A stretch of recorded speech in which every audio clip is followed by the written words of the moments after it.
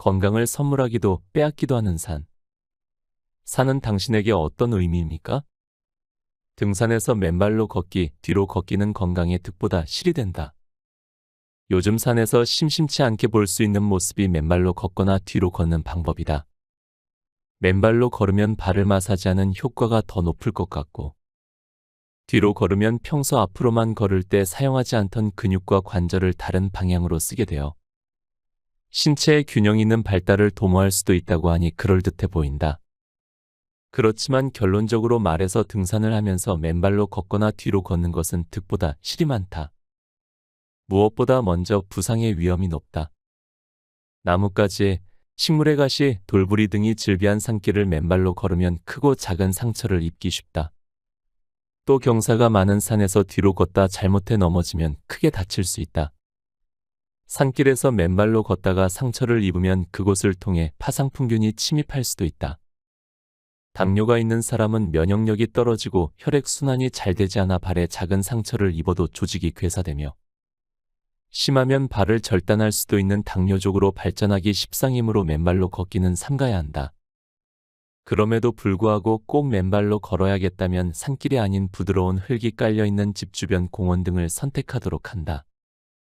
요즘은 많은 공원에 맨발 지하포도가 있으니 그것을 이용하는 것도 좋은 방법이다. 뒤로 걸을 때도 장애물이 없는 평지를 선택해야 한다. 사실 차별화된 운동 효과를 기대하기는 어렵다. 앞으로만 걸어도 허벅지 앞뒤 근육이 함께 움직이며 뒤로 걸을 때는 단지 허벅지 뒤 근육이 먼저 움직이는 작은 차이가 있을 뿐이다. 산에 가면 나무의 기운을 얻는다면서 온몸을 나무에 부딪히는 사람이나 팔을 몸 앞뒤로 휘저으며 박수를 치면서 오르는 사람도 종종 보게 되는데 이 역시 권하고 싶지 않다. 일시적인 마사지 효과로 잠시 시원하다고 느낄 수 있을지는 모르지만 골다공증 환자의 경우 척추 골절이 생길 수 있으므로 나무에 몸을 부딪히는 행동은 하지 말아야 한다. 시원한 마사지 효과를 원한다면 쉬는 시간에 산행 동료들과 돌아가며 안마를 해주거나 하산 후 집에서 온찜질을 하는 편이 낫다. 무리한 등산은 관절을 망친다. 무릎 관절은 우리 몸에 있는 187개의 관절 중에서 가장 크며 강한 근육과 인대가 붙어 있어 몸무게를 거뜬히 지탱하지만 손상을 입으면 돌이킬 수 없는 경우가 많다. 근육이 약해지면 인대에 더 많은 부담이 가면서 스트레스가 가중되고 이는 통증으로 이어진다. 이러한 상태가 지속되면 무릎에 손상이 발생하는 것이다. 이는 중년 이후부터 연골의 노쇠 현상으로 인해 퇴행성 관절염으로 이어진다. 관절염 환자에게 가장 나쁜 생활 습관은 운동을 전혀 하지 않는 것이다. 움직이지 않으면 주변 인대와 근육이 위축되고 체중이 증가하여 관절에 걸리는 하중이 커진다. 또 심폐 기능이 저하되어 혈액순환이 나빠질 수 있으므로 적당한 운동이 필요하다. 이때 운동 방법으로 등산을 선택하는 것은 너무 성급하여 우물에서 숭늉 찾는 격이라고 할 수 있다. 건강한 관절에 연골은 걷는 동작을 통해 생기는 압박으로 더욱 튼튼해진다. 그러나 관절염으로 인해서 연골이 손상되어 있는 경우 걷거나 뛰는 운동으로 인한 관절의 압박은 연골 손상을 진행시킬 수 있어서 조심해야 한다. 등산은 모든 관절에 무리를 준다. 특히 몸의 무게를 지탱해야 하는 무릎이나 발목 관절에 과부하가 걸리거나 배낭이나 스틱 사용 등으로 인해 손목, 어깨, 척추 등 모든 관절 부위를 다칠 우려가 있다. 등산은 오르막길, 내리막길, 울퉁불퉁한 길 등 여러 상황에서 이루어지는 활발한 보행 행위이다. 이런 점에서 관절염 환자의 등산은 매우 조심스럽게 이루어져야 한다. 무릎 관절의 경우 산에 올라갈 때보다 내려올 때 주의를 기울여야 한다. 산을 내려올 때는 체중의 3에서 5배나 되는 하중이 무릎 관절에 실린다. 또한 내려올 때는 근육의 긴장이 풀어져 발을 잘못 딛기도 쉽고 뛰어내려 오다가 다리에 힘이 풀려 무릎이 꺾이면서 십자인대가 파열되거나 허리를 삐끗하는 등의 부상을 당할 수 있다. 하산길뿐만 아니라 돌이 많은 길, 움푹 파인 길, 낙엽이 쌓인 길, 경사가 급한 길, 미끄러운 길 등에서도 골절 손상을 입기 쉬우므로 조심해야 한다. 평소 익숙한 산길이라고 해도 방심은 금물이다. 산악인 어몽길 씨가 소년 시절부터 수도 없이 올라 어머니 산이라고 부르는 도봉산을 신중하게 내려오는 모습을 본 적이 있다. 눈 감고도 오르내릴 수 있는 산이 아니냐고 묻자 그는 진지하게 손을 내저었다. 어제의 산이 오늘과 다르고 산은 아무리 낮은 산도 산임으로 마음을 놓아서는 안 된다는 답변이 인상적이었다. 산을 경외하는 마음 자세는 등산 사고를 줄이는 기본 요소일 터이다. 방심한 등산이 심장을 위협한다. 운동은 몸에 유익하다. 그러나 제 아무리 좋은 약이라도 오용, 과용되었을 때 심각한 문제가 발생하듯이 등산 또한 마찬가지이다. 심장에 기질적인 문제가 있는 사람이 무리한 운동을 한다면 심장은 치명적인 위협을 받는다. 무리한 스포츠, 그중 등산은 심장에 부담을 주어 몸에 약이 아닌 독이 된다. 생명의 시각을 다투는 심근경색처럼 응급 상황에 맞닥뜨리는 것은 더욱 피해야 한다.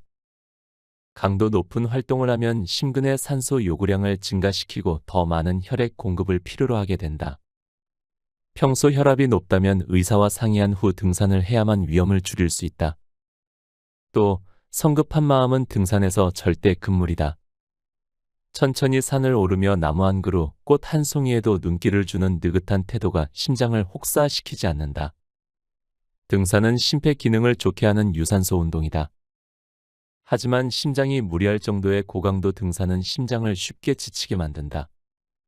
때문에 심장이 약한 사람들은 저강도의 등산을 하고 등산 중 적절한 휴식을 취해야 한다. 지금 당신의 허리가 위험하다. 세계보건기구는 요통을 예방하고 치료하는 데에 등산만한 운동이 없다고 추천한다. 등산을 하게 되면 몸의 무게와 중력이 허리에 실리면서 척추뼈의 골밀도를 높이고 척추 주변의 근육을 강화시키기 때문이다. 그런데 평소 전혀 운동을 하지 않던 사람, 특히 오랫동안 앉아서 일하는 사람은 허리가 약해져 있는 상태이기 십상이다. 이런 상태에서 무리한 등산을 했다가는 허리 통증이 생길 수 있다. 이 경우 대부분은 허리 주변의 근육에서 생기는 통증이지만 다리까지 퍼지는 방사통이 생기거나 하지의 근력이 약해지거나 감각이 둔화되는 증상도 일어나는데 이 경우 디스크가 빠져나와 신경을 압박하는 추간판 탈출증이 생길 수 있다. 등산 초보자라면 경사가 높은 산을 오르거나 장시간 산행하는 것은 자제해야 하며 홀로 등산하지 않는 것이 허리 부상을 예방하는 지름길이다. 정상에 오르겠다는 욕심 때문에 힘들어도 쉬지 않고 오르는 태도는 좋지 않다. 힘들면 반드시 휴식을 취해야 허리에 무리가 가지 않는다.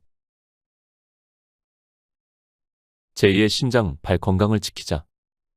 사람이 평생 걷는 거리는 줄잡아 지구의 4바퀴 반이다. 레오나르도 다빈치는 발을 미학과 공학의 완성품이라고 예찬했다. 그럼에도 불구하고 발은 우리 몸에서 가장 홀대받고 있다 해도 지나치지 않다.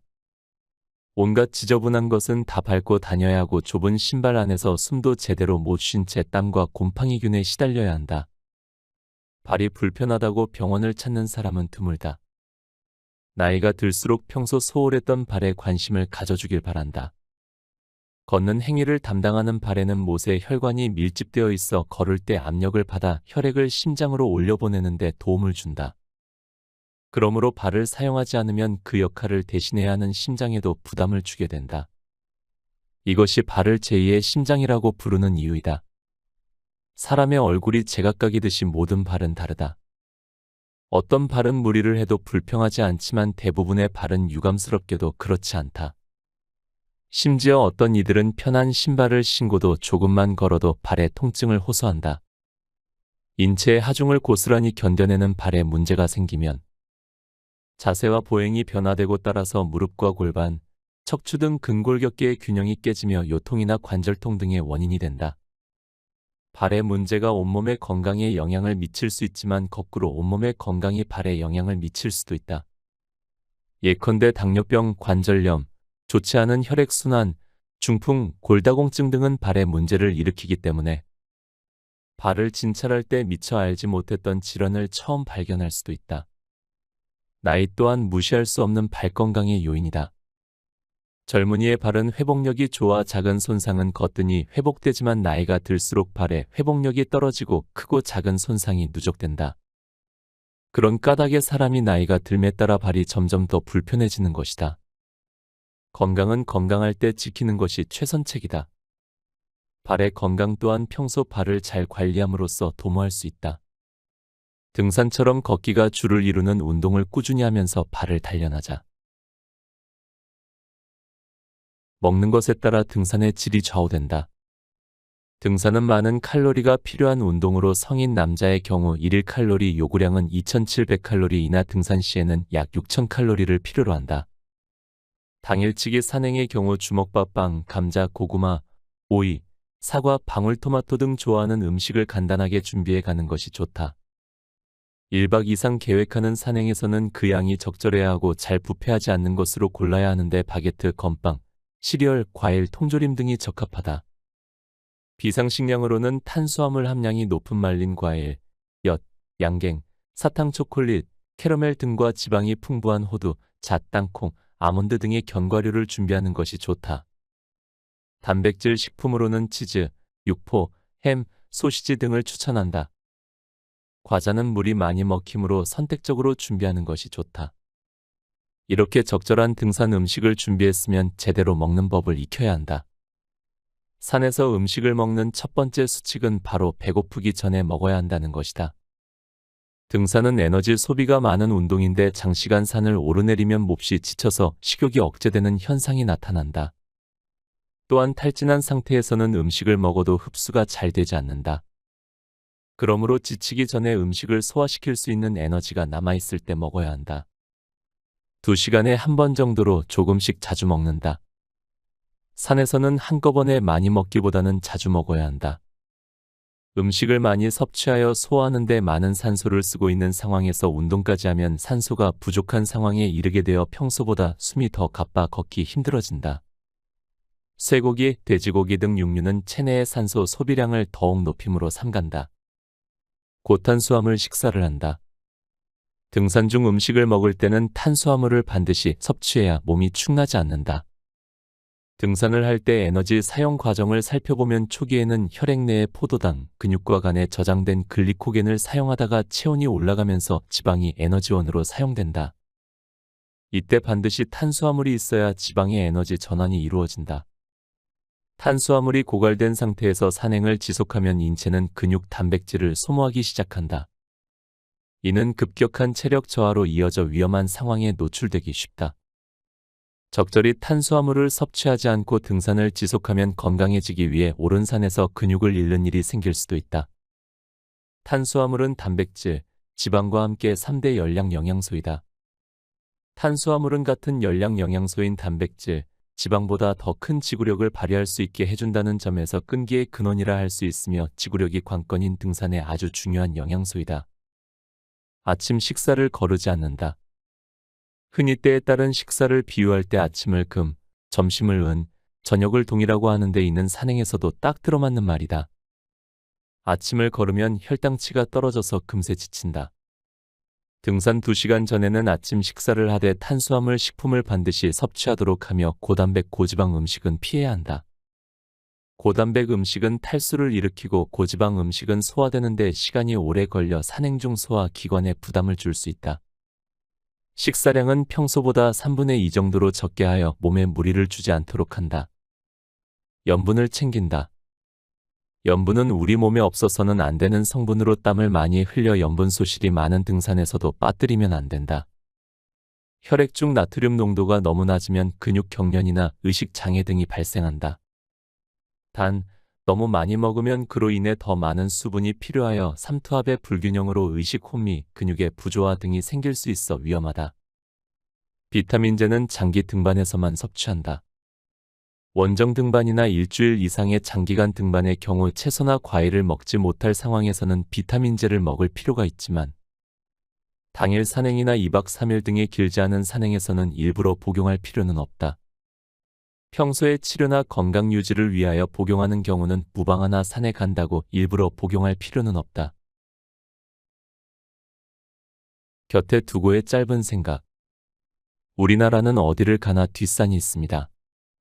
그래서 그런지 우리에게 등산은 너무 익숙한 운동입니다. 하지만 익숙하다고 해서 아무렇게나 산을 오른다면 지키려던 내 건강에 오히려 해가 될 수도 있습니다. 익숙한 동네 산이라도 아무리 낮은 산이라도 산을 경외하는 마음으로 대한다면 산은 우리에게 더 큰 선물을 줄 것입니다. 답답한 빌딩에 둘러싸인 시멘트 숲을 떠나 높이 솟은 나무가 감싸 안아주는 산으로 가보세요. 제대로 알고 준비한 등산을 통해 내 건강은 물론 평안한 마음까지 얻을 수 있을 것입니다. 오늘도 함께 해주셔서 감사합니다. 책 등산이 내 몸을 망친다를 읽고